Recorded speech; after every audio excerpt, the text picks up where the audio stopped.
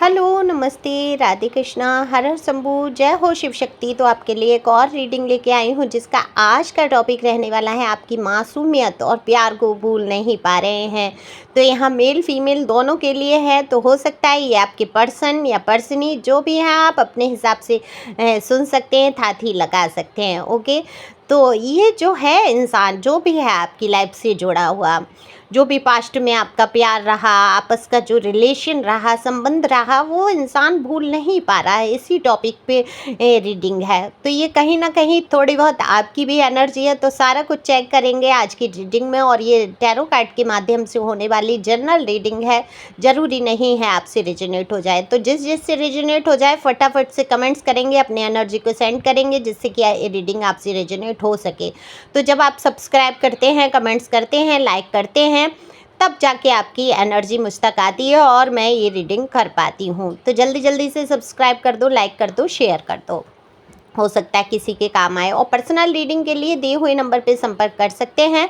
Personal reading free नहीं है, लेकिन आपके प्रश्नों के जो है उत्तर सारे आपको वहाँ मिल जाते हैं। एक नई दिशा, एक नई राह आपको नज़र आ जाती है, तो आप बहुत सारा हील हो पाते हैं, आगे बढ़ने के लिए तैयार हो पाते हैं।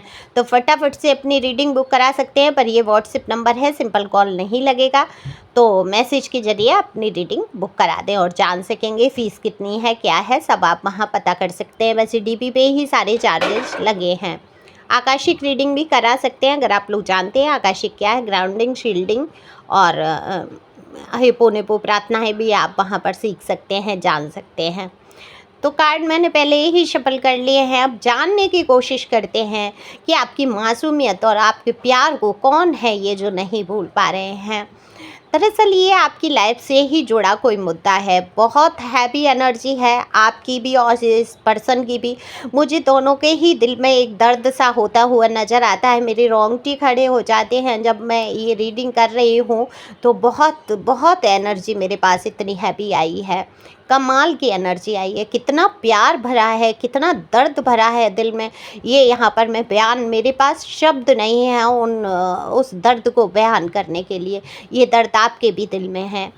तो देखो यहाँ प्यार दोनों ही तरफ से है, लेकिन समस्या कहाँ आ रही है? समस्या ये आ रही है कि आप किसी कारण से मिल नहीं पा रहे हैं, बात नहीं हो पा रही है। वो तड़प, वो मजबूरी, वो तमाम तरीके की एंजाइटी, वो डिप्रेशन से जैसे ऐसे गुजरना, ऐसी समस्याओं से जूझ जाना कि बस आपसे मिलना ही नहीं हो पाता, बाकी तो जान ही निकली जा रही हो इंसान की।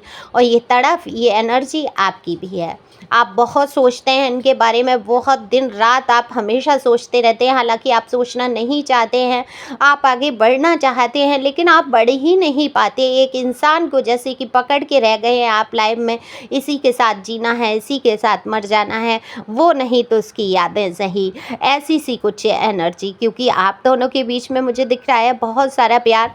अब ये प्यार न्यू अपॉर्चुनिटीज़ वाला हो सकता है, या आपके भूले बिसरे इंसान का प्यार हो सकता है, आपके हस्बैंड वाइफ जो भी आपके जीवन में रहे हैं। नो कॉन्टैक्ट सिचुएशन अभी फ़िलहाल की मुझे दिख रही है। तो इस दर्द जो दिल में भरा है, जो आपको भूल नहीं पा रहे हैं, जो एक वक्त बिताया है आपने, है ना, साथ में एक वक्त बिताया है बहुत ही सुंदर, उस सुंदर एनर्जी को याद कर रहे हैं। लेकिन समस्या कहाँ है? समस्या है आपके बीच में थर्ड पार्टी है कोई, और ये थर्ड पार्टी कोई भी हो सकती है। सबसे ज़्यादा तो मुझे ऐसा दिख रहा है, ये जो भी हैं आपके पर्सन या पर्सनी, इनके हो सकता है पिता बहुत स्ट्रिक्ट हो, बहुत, या ये मैरिड है अगर कोई, तो हो सकते हैं ससुर, फादर इन लॉ जो होते हैं वो, उनकी एनर्जी मुझे दिख रही है। हो सकता है कुछ रिश्तों में मदर का हो, मदर का बहुत इशू दिख रहा है यहाँ पे। कोई बड़े हैं, कोई बुजुर्ग हैं जिनका बहुत प्रेशर मुझे दिखता है इस इंसान के ऊपर। अपना वो इस टाइप की एनर्जी मुझे आ रही है, अपना काम निकालना, इनको एक काम का जरिया बना लेना, अपना स्वार्थ सिद्ध करना, इस इंसान के विषय में सोचना ही नहीं कि इसके दिल पे क्या बीत रही है, इसके जीवन में क्या बीत रही है, इसका जो बिगड़े बिगड़ता रहे। लेकिन ये दिखावा भी नहीं करते हैं कि इनका जो बिगड़े, दिखावा ऐसे करते हैं कि भाई माता पिता हैं, हम तो तुम्हारा भला चाहते हैं, हम तो तुम्हारे भले के लिए सोच रहे हैं। पर मैं एक प्रश्न मेरे मन में उठता है, मैंने अपनी रियल लाइफ में भी कुछ लोगों को देखा है, मैं मेरे खुद के ही मैं कहूँगी संबंधों में, कि ऐसे भी माता पिता होते हैं। आश्चर्य होता है देखते हुए कि अपने बच्चे का बसा बसाया भी घर बिगाड़वा देते हैं, उजड़वा देते हैं। चाहे जैसे भी आपकी लव मैरिज हुई हो, अरेंज मैरिज हुई हो, आप अच्छे दिखते हो नहीं दिखते हो, आपका एज गैप हो, आपका कास्ट कल्चर इशू हो, अगर शादी हुई है, बच्चे हैं, तो फिर प्रॉब्लम क्या है? फिर उस घर को तोड़वाना, क्या बच्चे की भलाई ही सोच रहे हैं पेरेंट्स? अगर करना ही है, पहले से ही प्रेशर बनाओ, जो बच्चा उस रिलेशन में ना जा पाए, वो शादी ना कर पाए, तो कहीं ना कहीं अटैच तो हो ही जाता है ना इंसान, प्यार तो हो ही जाता है ना इंसान को। तो बिल्कुल आपके ये जो पर्सन है, पर्सनी है, आपके रिश्ते के बीच में कोई आया है, बहुत दोनों के अंदर प्यार है, ना वो आपको भूल पा रहे हैं ना आप भूल पा रहे हैं, आपकी मासूमियत को बहुत याद करते हैं। आपने जिस कदर इनको प्यार किया है, जैसे एक मदर अपने बच्चे से करती है, एक फादर अपने बच्चे से, केयर वाला कनेक्शन मुझे दिख रहा है। तो बहुत केयर की है, शायद इनके माता पिता ने भी इनकी इतनी केयर नहीं की।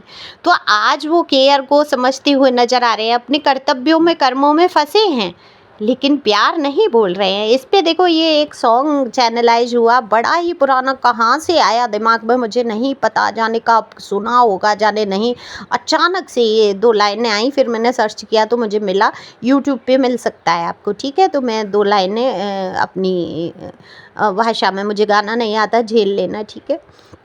इस तरीके से है कुछ, कभी खुद पे कभी हालात पे रोना आया, बात निकली तो हर बात पे रोना आया। हम तो समझते कि हम भूल गए हैं उनको, हम तो समझे थे कि हम भूल गए हैं उनको, क्या हुआ आज ये किस बात पे रोना आया, कभी खुद पे कभी हालात पे रोना आया।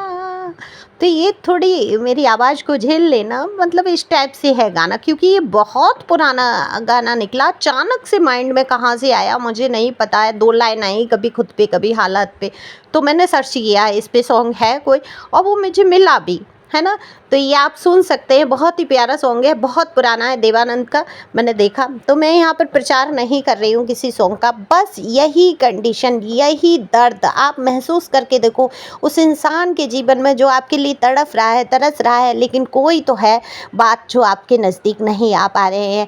ये हो सकता है मैरिड हो सकते हैं, तो इनका घर परिवार, इनके फादर इन लोग की इतनी इतनी वो प्रेस्टेज कह रही हूँ, इतनी मतलब किसी पोजीशन पे वो होंगे, बस पूछो मत, कि उनका दबाव, उनका दबदबा, उनकी कोई खौफ, कोई किसी चीज़ का खौफ है, या मदर का इतना इशू हो कि उनका खौफ हो, वो कहते हैं ना, लोग धमकी दे देते हैं हम जायदाद से बेदखल कर देंगे, ये वाला, तो जायदाद को नहीं छोड़ सकते अपने प्यार को, तो ऐसा भी प्यार गया, तो फिर रोते रहो अपने हालातों पे, तो रोते रहो भाई हालातों पे। अब हालातों पे रोने से तो कुछ होगा नहीं।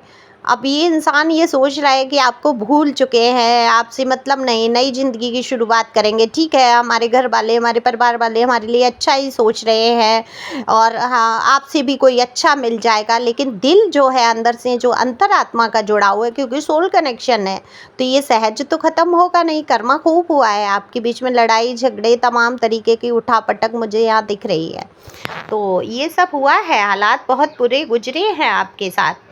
लेकिन मैं यहाँ ये बिल्कुल नहीं कह सकती कि ये आपको भूल चुके हैं। तो बहुत सारा प्यार आपका याद करते हुए, वो वक्त जो साथ में बिताया था उसको याद करते हुए नज़र आ रहे हैं।